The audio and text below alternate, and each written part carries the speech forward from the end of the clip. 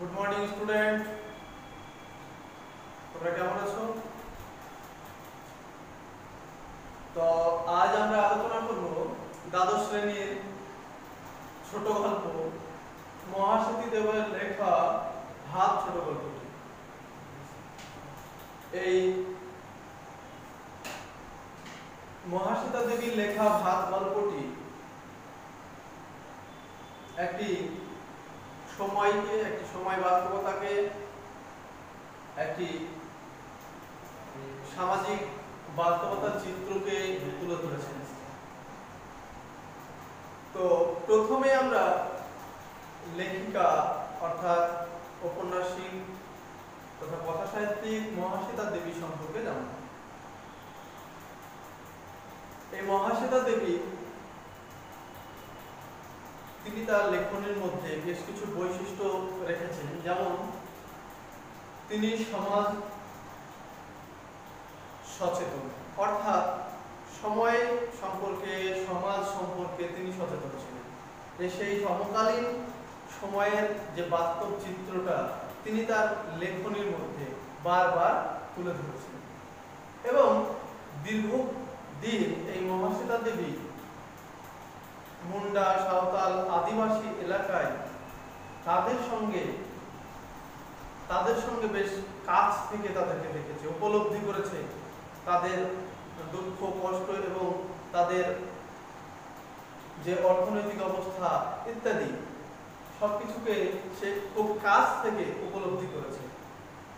এবং তাই হয়তো তার পক্ষে এই রকম বাস্তবধর্মী লেখনী তুলে ধরা সম্ভব হয়েছে এবং সময়, সমাজ ইত্যাদি সম্পর্কে তিনি তার সচেতনতাকে বারবার দেখিয়েছেন তার লেখনী।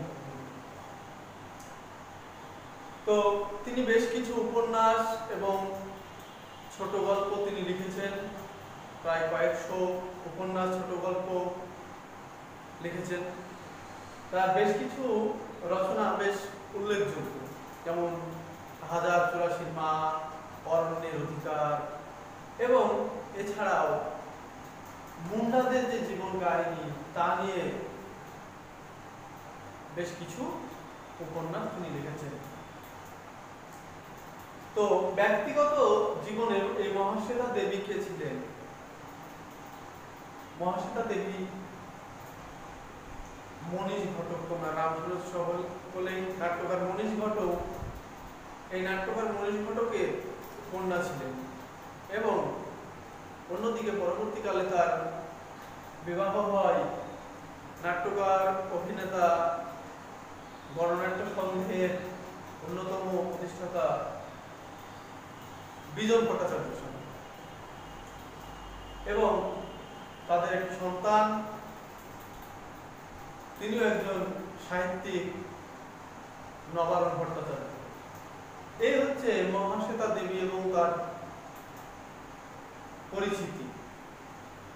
এরপরে আমরা আসল বিষয় টেক্সট, সেটা হচ্ছে ভাত ছোট গল্প।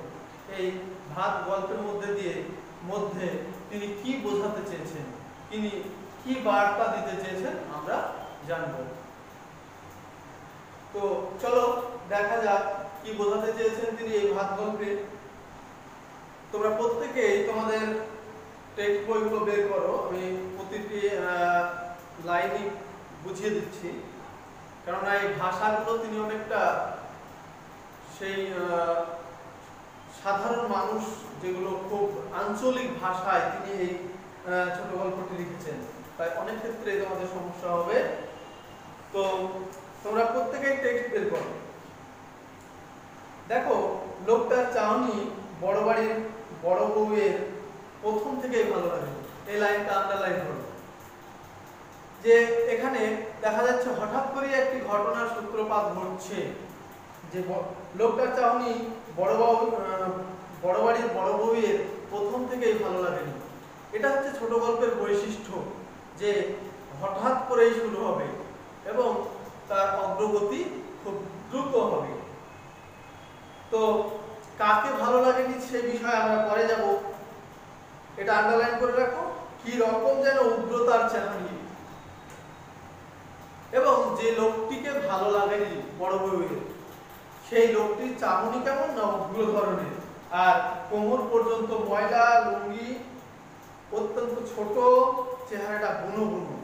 কিন্তু বামুন ঠাকুর বলল ভাত খাবে কাজ করবে, কোথা থেকে আনবে? দেখো কোন সময় পরিস্থিতিকে এখানে তুলে ধরা হয়েছে, যে বন্যা কবলিত অবস্থায় সেখানে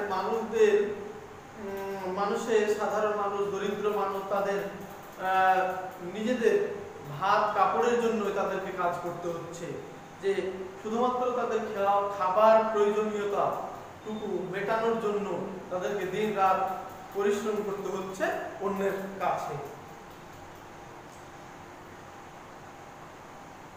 এই সংসারে সবকিছুই চলে বড় পিসিমার নিয়মে, এটা আন্ডারলাইন করে দাও।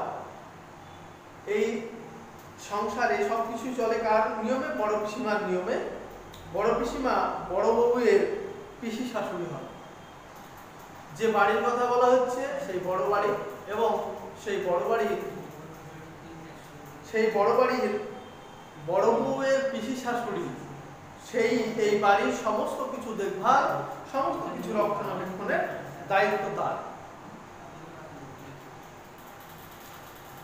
খুব অদ্ভুত কথা, তার বিয়ে হয়নি, এটা আন্ডারলাইন করে দাও। খুব অদ্ভুত কথা, এইটুকু আন্ডারলাইন করো। অদ্ভুত কথাটি কি না? তার বিয়ে হয়নি। কার? পিসি শাশুড়ি, পিসির। সবাই বলে সংসার ঠেলবার কারণে অমন বড় লোকের মেয়ে হয়েও বিয়ে হয়নি। সংসার দায়িত্ব, এই বড় ফ্যামিলি, তার দায়িত্ব, পরিবারের দায়িত্ব সামলাতে গিয়ে তারা তাদের বড় মেয়ে, তা সত্ত্বেও তার বিয়ে দেননি। তখন বউ মারা গেলে বুড়োকর্তা সংসার নিয়ে নাটা ঝামটা হচ্ছিল। অর্থাৎ বুড়োকর্তা যখন বউ মারা যায় তখন তার সংসার নিয়ে কি হচ্ছিল? খুব একটা বিশৃঙ্খল পরিবেশ সৃষ্টি হয়েছিল। সে কোনোভাবেই সেই সংসারকে সামলাতে পারছিল না। এখানে বড় পিসিমা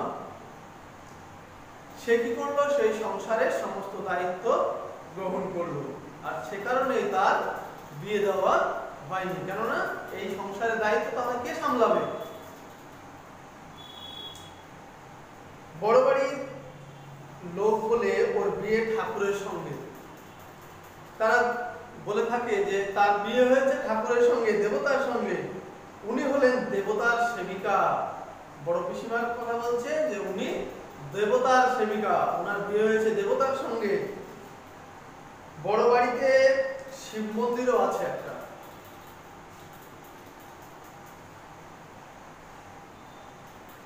বুড়ো কর্তা এ রাস্তার সবগুলো বাড়ি শিব মহেশ্বর, ত্রিলোচন, উমাপতি এবং বহু নামে শিবকে দিয়ে রেখেছিলেন।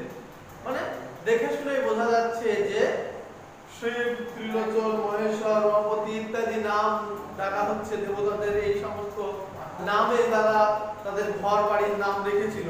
তারপরে বোঝা যাচ্ছে যে সেই বাড়ি, সেই পরিবার সকলেই কিন্তু শিবের ভক্ত ছিলেন, দূরদর্শী লোক ছিলেন। তার জন্যই এরা করে খাচ্ছে। সেই বড় যে কর্তা সে খুব দূরদৃষ্টি সম্পন্ন লোক ছিলেন। যে পিসিমার পিতা, বাবা, সে কিন্তু খুব দূরদৃষ্টি সম্পন্ন, বিচক্ষণ লোক ছিলেন।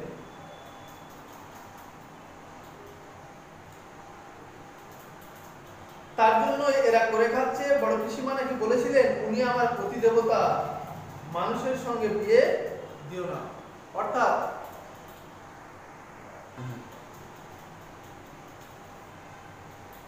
বড় পিসিমা নাকি বলেছিলেন উনি আমার প্রতিদেবতা, মানুষের সঙ্গে বিয়ে দিও না। এইসব কথা সত্যি নাকি মিথ্যা কে জানে। বড় পিসিমা চিরকাল এই সংসারে হেসেল দেখেছেন। ভাড়াটে বাড়িতে মিস্ত্রি লাগিয়েছেন, তার বাবার সেবা করেছেন।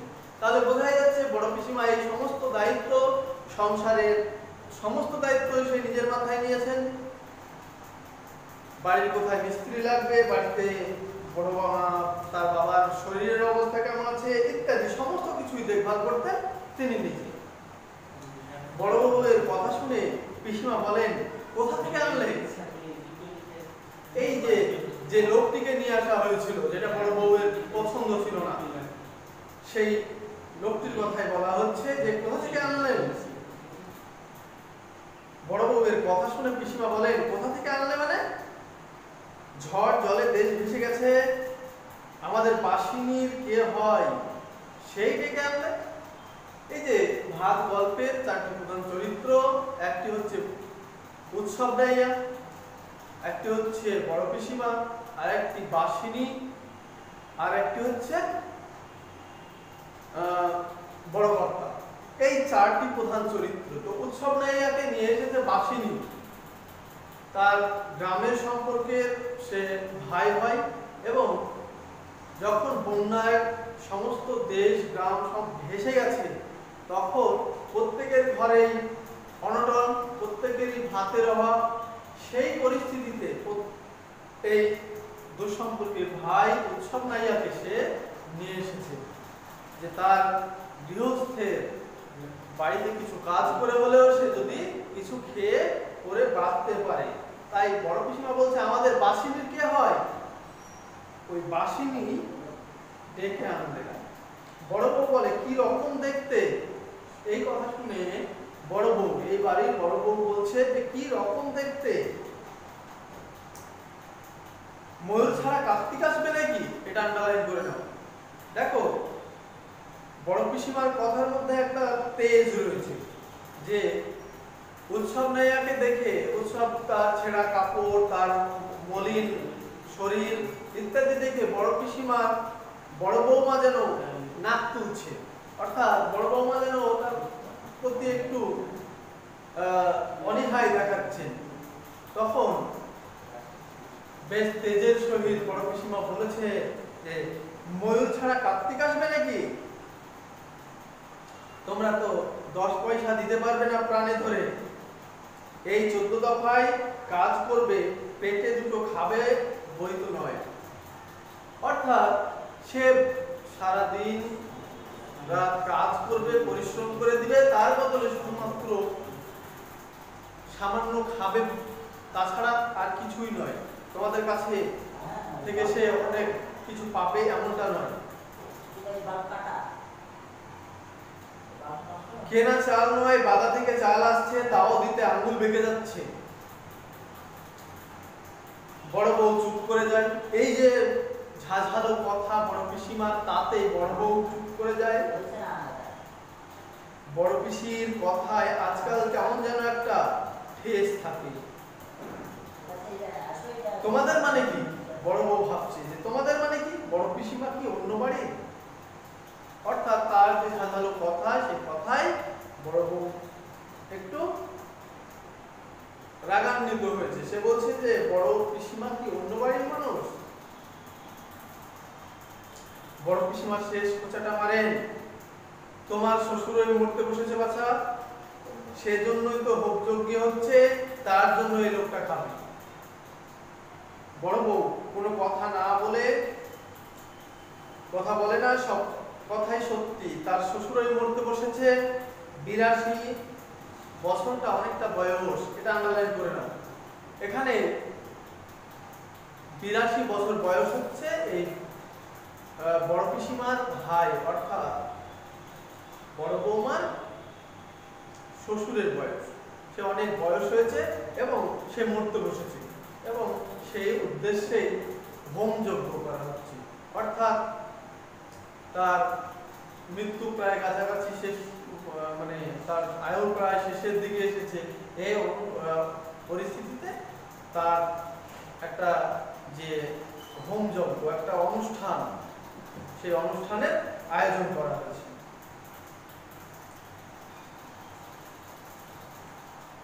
তবে ক্যান্সার বলে কথা, কিন্তু শ্বশুর বেশ টনক ছিলেন। তবে ক্যান্সার বলে কথা, ক্যান্সার যে লিভারে হয় তাই বড় বউ জানত না। তার শ্বশুর, তার 82 বছর বয়স, তবুও সে বেশ একটু সুস্থ ছিলেন, বেশ টনক ছিলেন, তবুও তার লিভারে ক্যান্সার হয়েছে, সে কারণে সে মারা যাচ্ছে। এগুলো আন্ডারলাইন করে রাখবে। বড় বউ প্রায় দৌড়ে চলে যায়। আজ অনেক কাজ মেজ বউ উনুন পাড়ে বসেছে, শাশুড়ির মাছ খাওয়া বুঝি ঘুচে যায়, অর্থাৎ শ্বশুর সে মৃত্যুপ্রায় অবস্থায়, সে মৃতপ্রায় অবস্থায় পৌঁছে গেছে, তাই সে যদি মারা যায় তাহলে তার শাশুড়ির মাছ খাওয়া আর হবে না। এটা একটা সংস্কার আছে যে যদি কারো স্বামী মারা যায় তাহলে তার মাছ খাওয়া যাবে না। তো তাই তারা ভাবছে যে এই বুঝি তার মাছ খাওয়া বুঝে যায়। তাই কয়েকদিন ধরে বড় ইলিশ, পাকা পোনার পেটি, চিতলের কোল, ডিম পড়া ট্যাংরা, বড় ভেটকি মাছের জব্দি লেগেছে। এই যে সে বয়স হয়ে মারা যাচ্ছে এবং তার ফলে সে মারা গেলে তার স্ত্রী যে খেতে পাবে না, এই কারণে তাকে এখনই বিভিন্ন রকম মাছ খাইয়ে দেওয়া হচ্ছে যাতে তার মাছ খাওয়ার ইচ্ছাটা একদম পরিতৃপ্ত হয়। সে কারণে এটা একটা সংস্কার, এটা আগে থেকে আছে।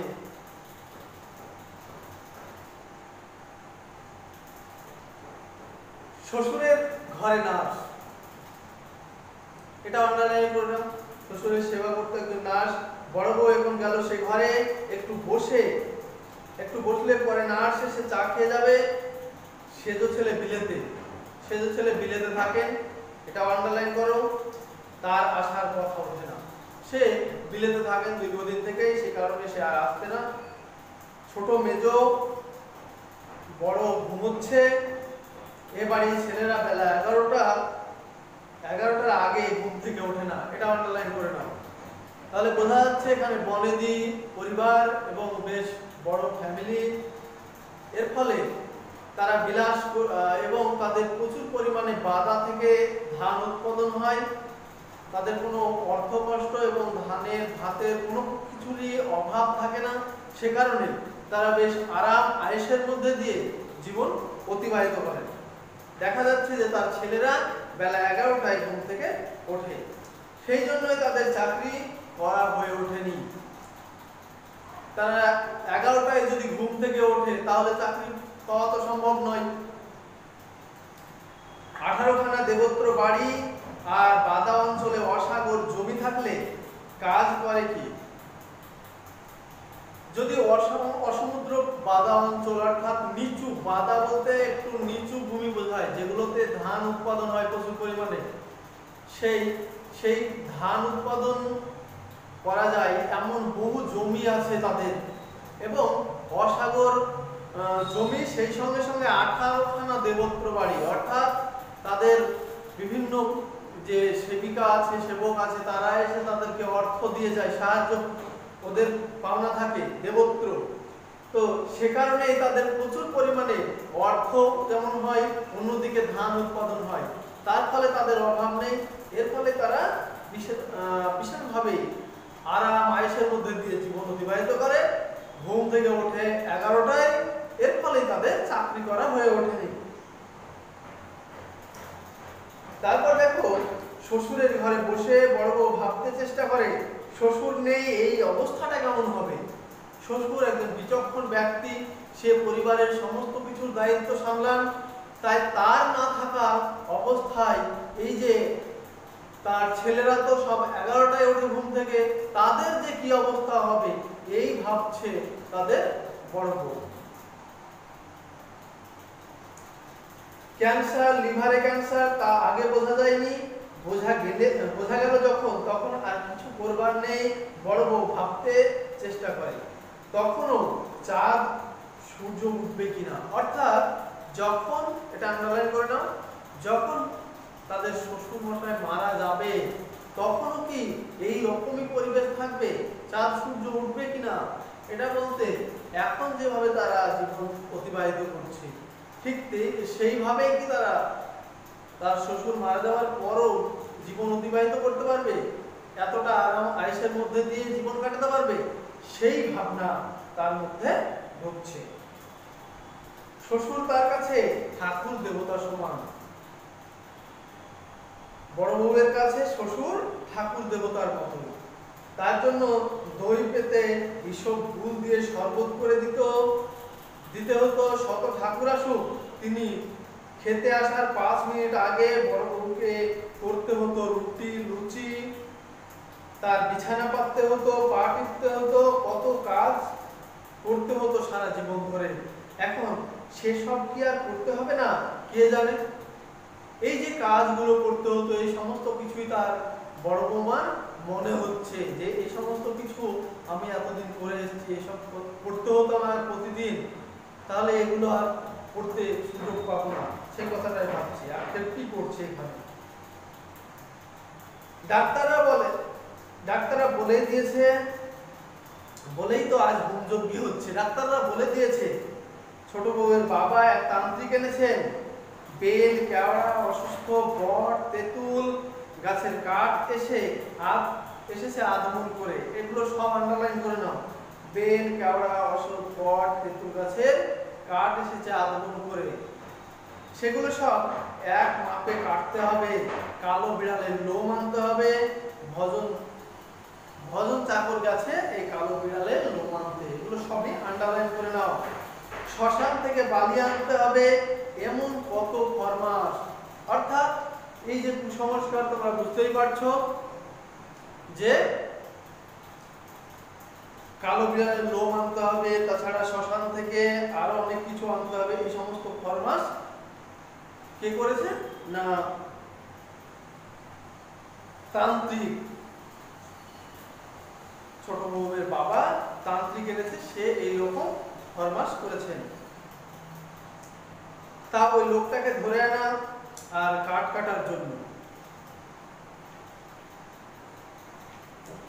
যে উৎসব নাইয়ার কথা বলা হচ্ছে, তাকে ধরে নিয়ে আসা হয়েছে কেন? এই সমস্ত কাঠ, যে সমস্ত কাঠগুলি নিয়ে আসা হয়েছে, সেই কাঠগুলো কাটার জন্য।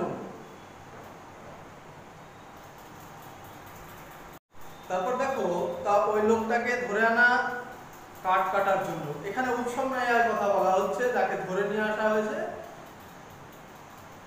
হোম যজ্ঞের যে কাঠ, সে কাঠ কাটার জন্য। ও নাকি কদিন খায়নি, বাসি নিয়ে এনেছে, বাদায় থাকে, অথচ ভাতের আহিনকে এতখানি বাদায় থাকে। এখানে উৎসব নাইয়া, সেও বাদায় থাকতো, কিন্তু তার বাদা আর এই বড় পিসিমা অর্থাৎ বড় বউদের বাদা এক নয়। কিন্তু এখানে উৎসব নাইয়া যে বাদায় থাকতো, সেই বাদায় ধান উৎপাদন হয়নি, সেখানে সমস্ত কিছু বন্যায় ভেসে গেছে। এদিকে বড় বউ অর্থাৎ বড় বাড়ির যে বাদা, তাদের অঢেল ধান উৎপাদন হয়েছে। তারপর দেখো,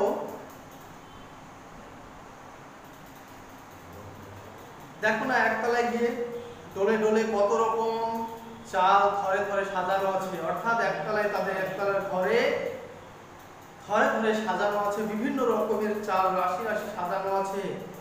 নার্স এসে বসে, বড় বউ নেমে যায়। আজ খাওয়া দাওয়া ঝপ করে সারতে হবে তান্ত্রিক হোমে বসবার আগে। হোম করে তান্ত্রিক শ্বশুরের প্রাণটুকু ধরে রাখবেন। তান্ত্রিক নিচের হল ঘরে বসে আছেন। তাহলে বোঝা যাচ্ছে যে এই যে তান্ত্রিক এসে তার হোমযজ্ঞ করবে এবং তার ফলে তার শ্বশুরের প্রাণটা একটু ধরে থাকবে, এই ধরনের একটা কুসংস্কারের কথা সে সময়ে সমাজ যে প্রচলিত ছিল এবং সেই কথাটাই এখানে বলা হচ্ছে। বড় পিসিমা বলেন, নামতে পারলে বাছা চালগুলো তো বের করে দেবে। এই যে ঝিঙে শাল চালের ভাত, নিরামিষ ডাল তরকারির সঙ্গে, এটা আন্ডারলাইন করে নাও। রামশাল চালের ভাত মাছের সঙ্গে, বড়বাবু কনক পানি চালের ছাড়া খান না, এগুলো সব আন্ডারলাইন করে রাখবে। মেজো আর ছোটর জন্য 12 মাস কি রান্না করা হয়? পদ্ম জালি রান্না করা হয়। বামুন, চাকর, ঝি এদের জন্য মোটা সাদা সাপটা এসব চাল রান্না করা হয়। বাদার লোকটি কাট কাটতে কাটতে চোখ তুলে দেখে, চোখ ঠিকরে বেরিয়ে আসে তার। অর্থাৎ সে ক্ষুধার্ত অবস্থায় সে কাঠ কাটছে এবং এই হোমযজ্ঞের জন্য সেই কাঠ কাটতে কাটতে তার চোখ যেন ঠিকরে বেরিয়ে আসছে ক্ষুধার্ত অবস্থায়, এবং সে মাঝে মাঝে তাকাচ্ছে যে তাদের তাকে কিছু খেতে দেওয়া হচ্ছে কিনা এই বলে। হ্যাঁ বাসিনী, এত নানা নিধি চাল বাবুরা খায়, ওই 5 ভাগে ভাগ ভাত হবে না? বাদায় এদের এত জমি। বাসিনী বলছে যে বাদায় এদের এত অসাগর জমি, তাতে প্রচুর পরিমাণে চাল উৎপাদন হয়, চাল এনে পাহাড় করেছে, অনেক অঢেল চাল উৎপাদন হয়েছে। সেই কথাই বলছে বড় পিসিমা বেচেও দিচ্ছে নুটকে নুটকে, আমি বেচতেছি সে চাল। মাঝে মাঝে বড় পিসিমা সেটা বিক্রিও করে দেয়, বাদায় এদের চাল হয়। আর দেতে কি বাসিনী? এক মুষ্টি চাইল দে, গালে দে, জল খায়। এখানে উৎসব নাইয়া তার সাধারণ আঞ্চলিক ভাষায় তিনি কথা বলছেন যে এক মুষ্টি চাল দিলে সে চিপিয়ে সেটা খেয়ে জল খাবে। বড্ড যেমন আঁচড় কাটতেছে পেটের মধ্যখানে, অর্থাৎ তার পেটের মধ্যে মানে ক্ষুধার্ত অবস্থায় দীর্ঘক্ষণ ধরে সে কাটতে কাটতে তার পেটের মধ্যে খিস ধরে আছে। সেই কতদিন ঘরে আদা ভাত খায় নাই। আদা ভাত মানে ঘরে রান্না করা যে ভাত, সেই ভাত সে অনেকদিন খায়নি। এখানে উৎসব নাইয়া দে বাসিনী ভাগ্যতা করিত, এখানে বাসিনীকে সে অনুরোধ করছে। আরে আরে করো কি উৎসব দাদা, গা সম্পর্কে দাদা হতো। এখানে উৎসব তার নিজের দাদা না হলেও গ্রামের সম্পর্কে দাদা হয়, তাই তাকে যে অনুরোধ করছে তার কাছে চাল চাইছে হবে, তাতে যেন বাসিনী একটু কুণ্ঠাবোধ করছে।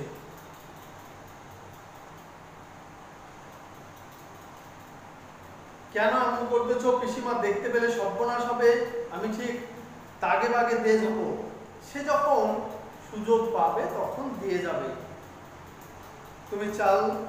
তুমি হাত চালিয়ে নাও দেখি বাবা, এদের বলিহারিয়ায় একটা লোক এতদিন খায়নি শুনছো, আগে 4টি খেতে দে। এখানে বাসিনী বলছে যে এই লোকটা এতদিন ধরে খায়নি শুনছে, তাহলে আগে তাকে 4টে খেতে দে, একটু খেতে দিয়ে তাকে কাজ করতে দে। তা নয়, বাসিনী চালগুলো নিয়ে চলে যায়। সময়ে মাথা নাড়তে নাড়তে চলে যায়। লোকটির নাম উৎসব। এতক্ষণে লোকটির নাম কথা বলার নাম বলছে যে লোকটির নাম উৎসব। চিরকালই যে উৎসব নাইয়া নামে পরিচিত, গত কয়েকদিন ধরে সেই সত্যি খায়নি, কপালটা মন্দতার বড়ই মন্দ। যতদিন রান্না খিচুড়ি দেওয়া হচ্ছিল ততদিন সে খেতে পারেনি। চন্ননীর মা চন্ননী রে, এখানে তার স্ত্রীর কথা বলছে। এখানে উৎসব নাইয়া স্ত্রী নাম স্ত্রী চন্ননীর মা, অর্থাৎ তার সন্তান ছিল একটি চন্ননী। তোমরা রা কারনাগান কোতা আইলে গো ইত্যাদি এদের তাদের ভাষায় তারা কথা বলছে। তোমরা রা কারনাগান অর্থাৎ তোমরা সাড়া দাও না কেন। বস্তুত এসব বলে সে যখন খুঁজছিল বউ ছেলে মেয়েকে, তখন তার তার বুদ্ধি ভরে গিয়েছিল। এইসব বলে সে তার স্ত্রী যে এবং সন্তান যে বন্যার জলে ভেসে গেছে তাদের কথা বলছে, এবং তার যেন বুদ্ধি হারিয়ে ফেলেছে। সে তাদের কথা মনে করাতে সে যেন আবেগ প্রবণ হয়ে পড়েছে।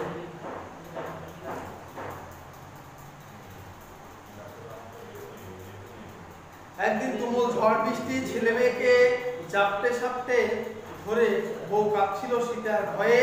সে ঘরের মাঝখুঁটি ধরে মাটির দিকে দাবাচ্ছিল। মাঝখুঁটিটি মাতাল আনন্দে চলছিল। ভগবান,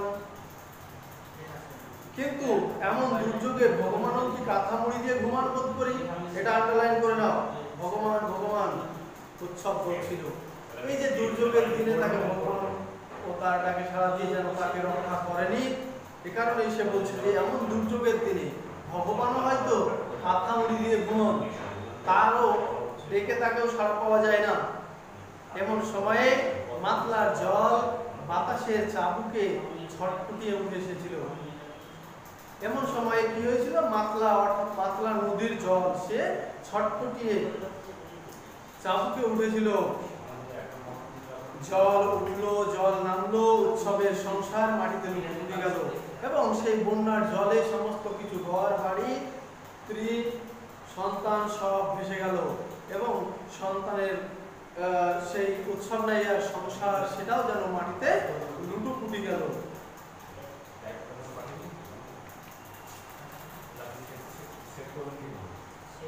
আজ এটুকু।